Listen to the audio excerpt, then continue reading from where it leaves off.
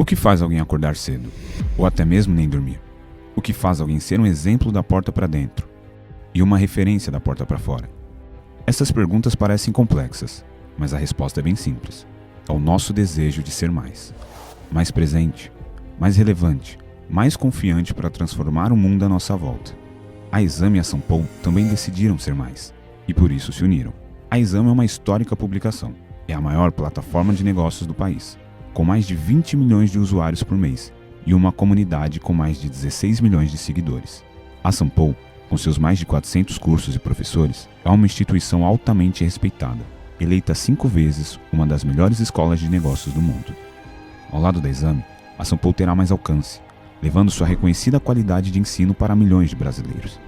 Ao lado da Sampo, a Exame vai formar profissionais ainda mais notáveis com um novo hub de educação e negócios, incluindo múltiplos formatos de cursos online, presenciais ou híbridos. As duas marcas têm uma vocação em comum: a excelência em informar e formar líderes. E chega para ser mais que uma instituição de ensino, chega para realizar sonhos, para ser líder na formação de profissionais, do estagiário ao C-Level, para ser a mais relevante comunidade de executivos e uma das melhores universidades do país. Quem jamais desiste de ser mais, já sabe quem procurar. Exame mais Sampo, para ser mais relevante, para ser mais presente, para ser mais. Bom dia a todos, estamos em mais um programa Carreira em Foco, transformando você um profissional melhor depois do trabalho. No dia de hoje nós vamos falar um pouco mais sobre a jornada do consumidor digital. Eu sou o Cavalari e no dia de hoje eu quero trazer vocês junto a mim nessa jornada. Para começarmos, nós temos o que? A jornada do consumidor, como que ela é subdividida? Ela tem algumas etapas. A primeira etapa é a etapa da descoberta, onde aquele consumidor, aquele seu seguidor, aquele usuário conhece você. Ele sabe, ele aprende quem é você, ele conhece sobre você. No segundo momento, ele começa a ter a consideração. Nessa consideração, ele vai te ajudar, ele vai entender como que você pode ajudá-lo, ele vai começar a ver o conteúdo que você produz e ver como que aquilo pode ajudá-lo na jornada dele. Em terceiro momento, nós temos a parte da conversão. Que conversão é quando ele realmente toma uma atitude de compra, ele toma uma decisão, ele fala assim, você realmente produz um conteúdo, você realmente pode me ajudar nessa dor que eu tenho, vem aqui, eu vou comprar de você o que você está vendendo. Depois a gente tem a parte de experiência própria, por quê? Porque ele comprou um produto, ele comprou um serviço seu, ele comprou um acesso e agora ele tem uma experiência, ele tem o quê? Ele tem ele tem uma visualização, né, real do produto que ele comprou e ele gera uma percepção sobre isso. E aí é a experiência dele.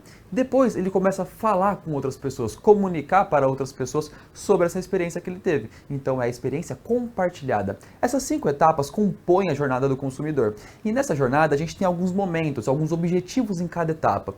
Na primeira etapa, que é a etapa de descoberta, a gente tem que fazer o quê? A gente tem que criar um relacionamento de marca, criar um reconhecimento, fazer com que a pessoa conheça a gente, que ela veja a gente em algum lugar. Então ali a gente também trabalha algumas campanhas específicas para reconhecimento.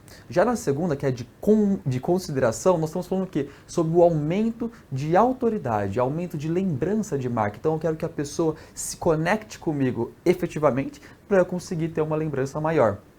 Depois, em conversão, eu preciso que a pessoa aumente o que é a intenção de compra. Então, eu preciso fazer um conteúdo ali que vai gerar um pouco mais, né, de interação e um pouco mais de aprofundamento no seu produto, no seu serviço.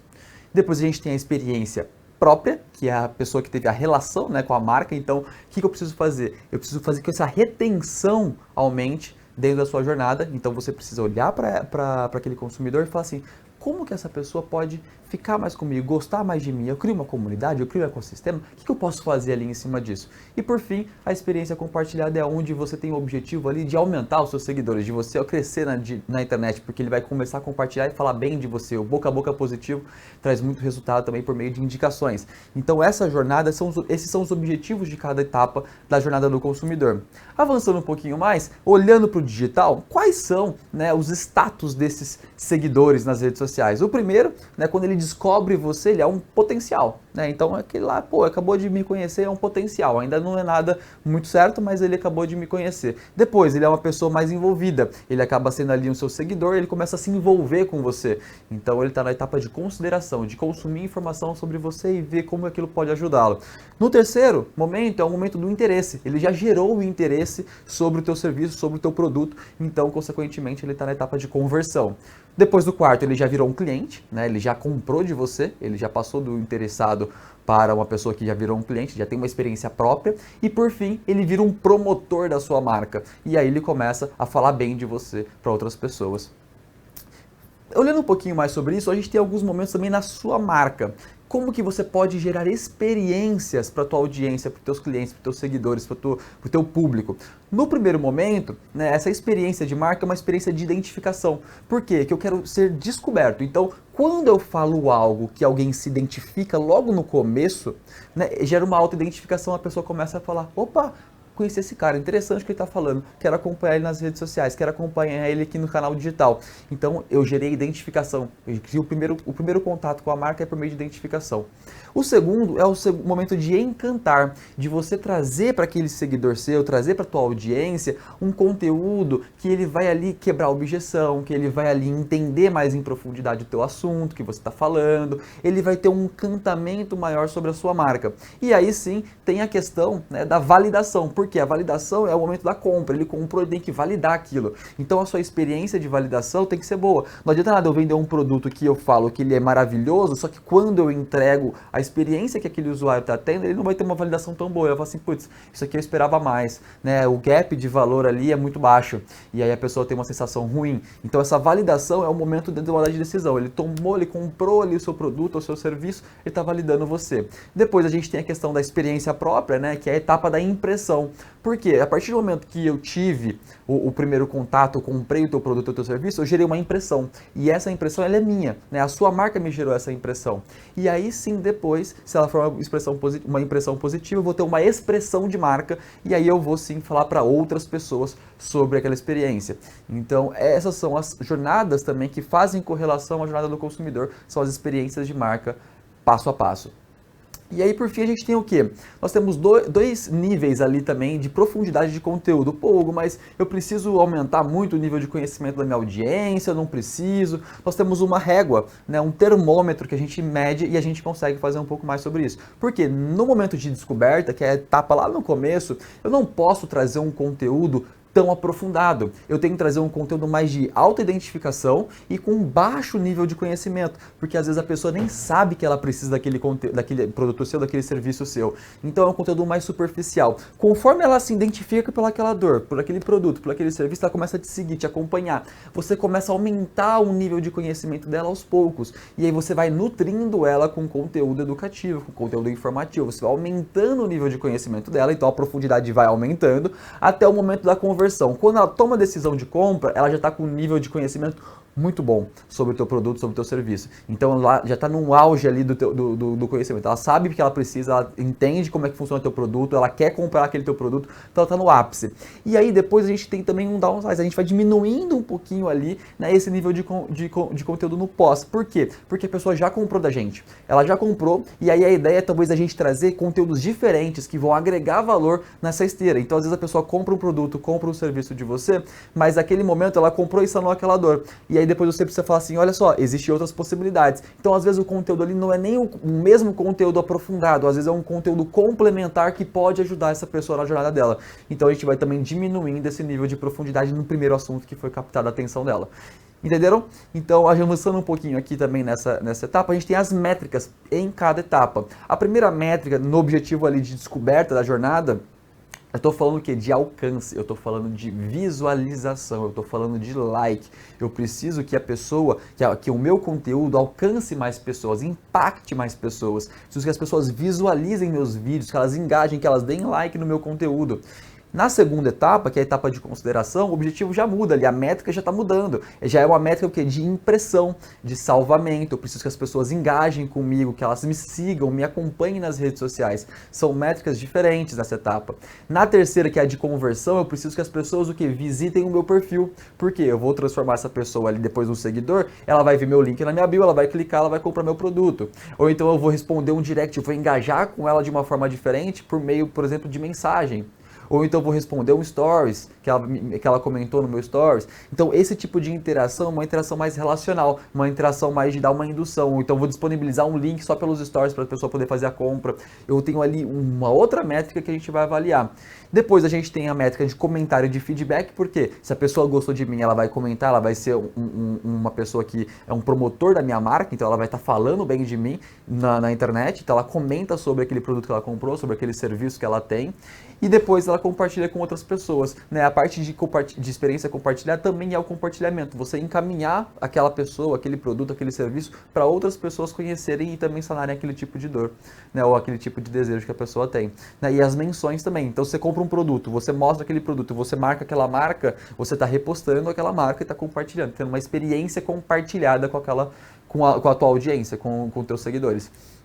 Então, Hugo, mas vamos lá, aqui quando eu estou falando de alcance, de visualização, de like, o que eu posso fazer para aumentar o meu alcance? Existe uma estratégia muito interessante que chama redirecionamento de canais, onde você pega a audiência que você já tem em alguns clusters, em algumas plataformas, e você redireciona para outras. Então você consegue fazer com que movimente o algoritmo, jogando pessoas de uma audiência A, de uma rede social A para uma rede social B. Fazer esse cross, pessoal, é muito importante para você não depender apenas de um algoritmo. Então você ter comunidades, né, e se retroalimentar entre elas ajuda bastante o desenvolvimento do seu digital, ainda mais para alcance. Quando a gente está falando de experiência, né, de engajamento, que já é a etapa mais para o meio ali, a gente está fazendo com que a pessoa pense diferente sobre a nossa marca, que ela tenha uma percepção, uma experiência diferente.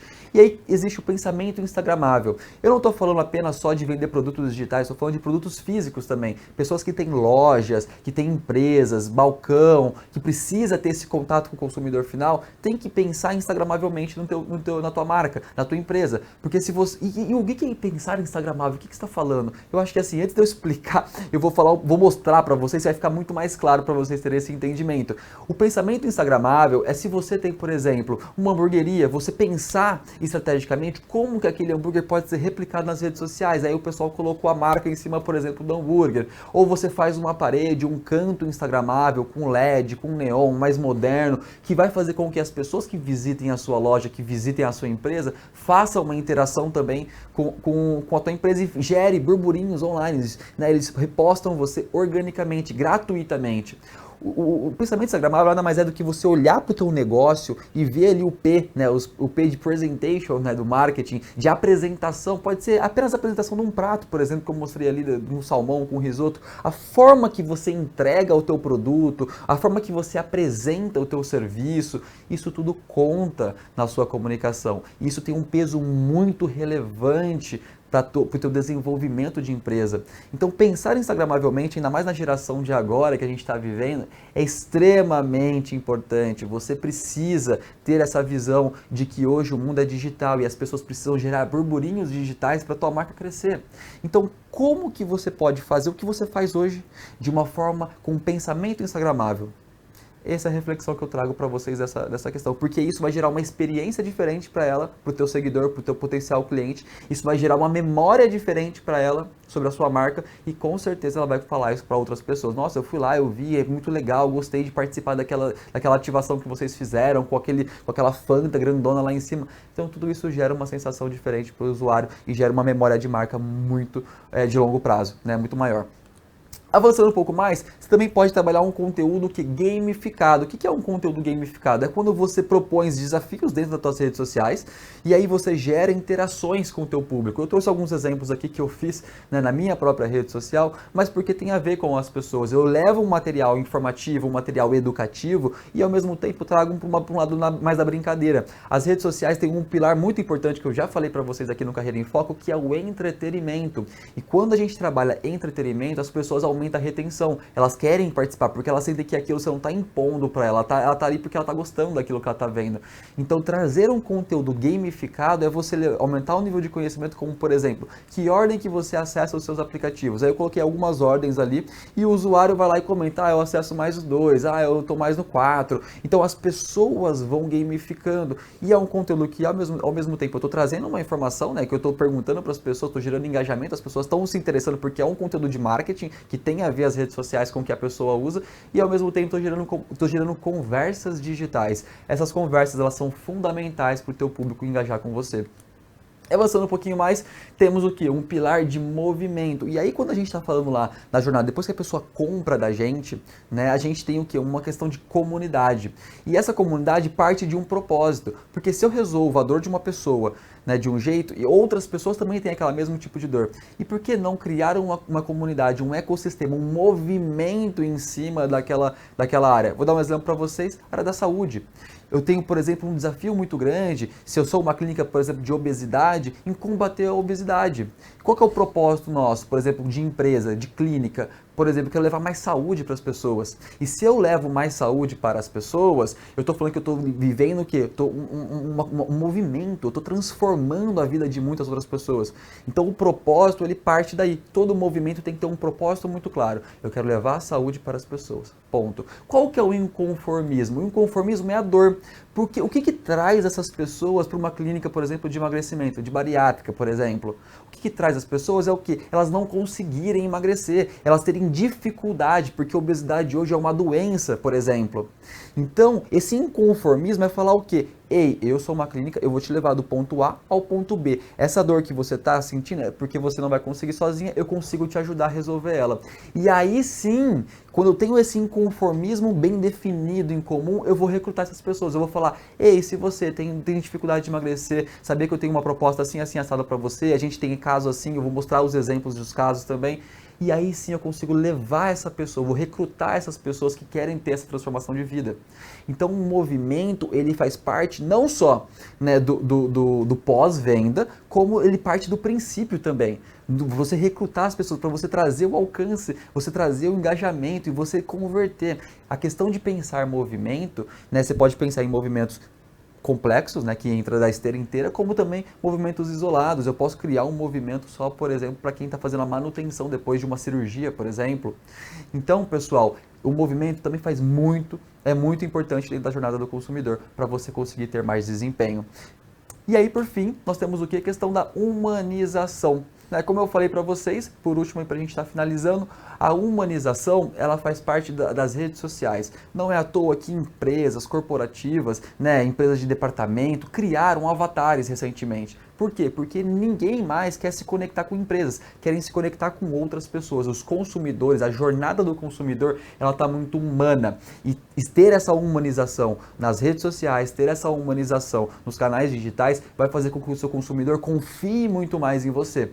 Então, por isso que também é importante, nessa relação de médio e longo prazo com a sua marca, você ter essa conexão. Se a sua empresa, se a sua marca ainda não tem um avatar, não tem uma pessoa que dá as caras por ela, é importante você começar a pensar nisso. É importante você começar a adaptar para dentro da sua empresa esse tipo de estratégia, porque isso vai fazer com que seus resultados melhorem demais. Bom, por fim, pessoal, é isso. Me acompanhe nas redes sociais, ucavalari.mkt. Espero que vocês tenham gostado dessa aula da jornada do consumidor. E até a próxima.